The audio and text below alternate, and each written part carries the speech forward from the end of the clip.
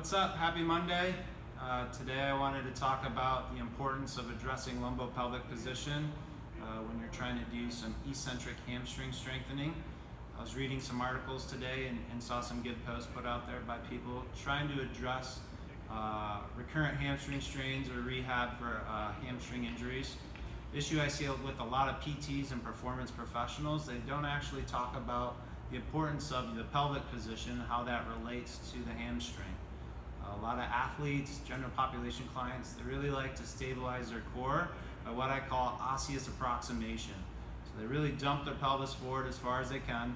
They hang out on the facet joints of the lumbar spine. They also hang out on the acetabular, approximating on the head of the femur in their hips. So that's a problem. We don't want that.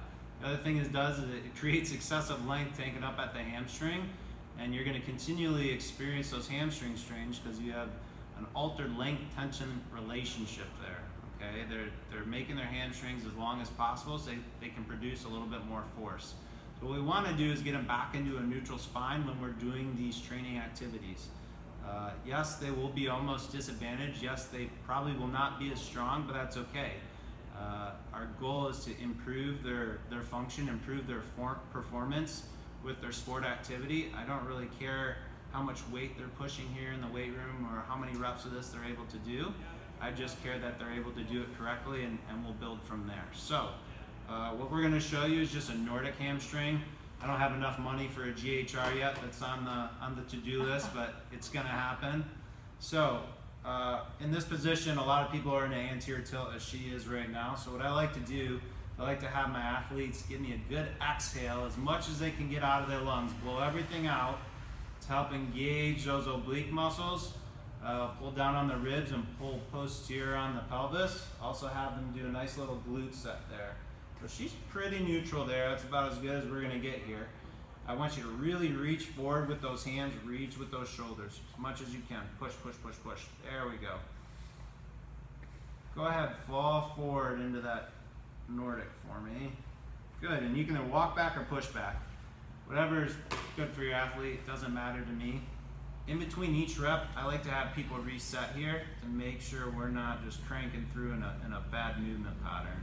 There you go, keep those down. Exhale out. Good. Now if this is too demanding for your athlete, we're gonna show you some regressions you can do, whether it's with a TRX, Swiss ball, the glorified furniture mover, also known as the bell slide, whatever. So as promised, we're going to show you a little regression. This is a little bit of a lower level exercise compared to the Nordic. I chose to do a single leg bell slide, actually furniture mover hamstring curl here. We're going to be focusing on the eccentric portion of it. She's going to do a single leg. The reason I selected that is she still has a pretty difficult time, as you saw in that last video, controlling her pelvis. If I allow her to actually flex up the contralateral hip, that'll help keep a more neutral spinal alignment for her, okay? It will engage the left hamstring here a little bit more as well. So that's what we're gonna go for. So kind of watch through what I coach her through here.